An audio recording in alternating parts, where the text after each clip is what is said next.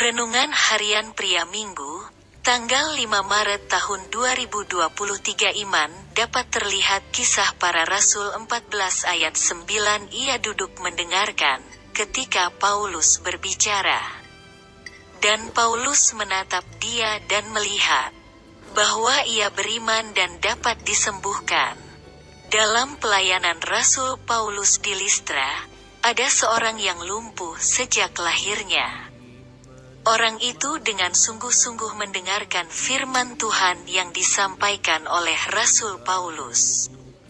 Dan Paulus menatap dia dan melihat orang itu bahwa ia beriman dan dapat disembuhkan.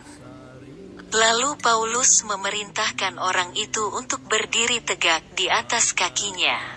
Dan orang itu melonjak berdiri dan dapat disembuhkan. Jadi ternyata iman itu dapat dilihat oleh orang lain. Iman bukanlah hanya sesuatu yang rohani yang ada di dalam hati manusia saja. Tetapi iman itu dapat muncul dari dalam hati untuk keluar dalam bentuk ekspresi wajah, perkataan dan tindakan seseorang. Bagaimana dengan Anda dan saya? Apakah iman kita hanya ada di dalam hati saja? Dan tidak ada orang-orang lain yang melihat iman kita melalui wajah, perkataan, dan tindakan kita.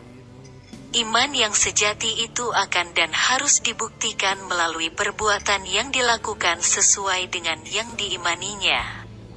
Rasul Yakobus dalam suratnya mengatakan bahwa iman tanpa perbuatan adalah mati. Artinya iman itu tidak berfungsi dengan baik.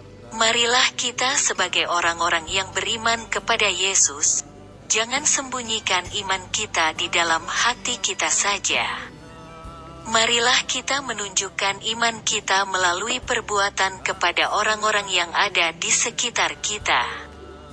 Biarlah orang-orang lain dapat melihat iman kita kepada Yesus melalui wajah, perkataan dan perbuatan kita. Refleksi diri. Apa yang firman Tuhan katakan kepada Anda? Bagaimana kehidupan Anda dengan firman Tuhan itu? Catat komitmen Anda terhadap firman Tuhan itu. Doakan komitmen Anda itu, pengakuan iman. Dengan pertolongan Tuhan saya dapat memperlihatkan iman saya kepada orang-orang lain melalui perbuatan saya.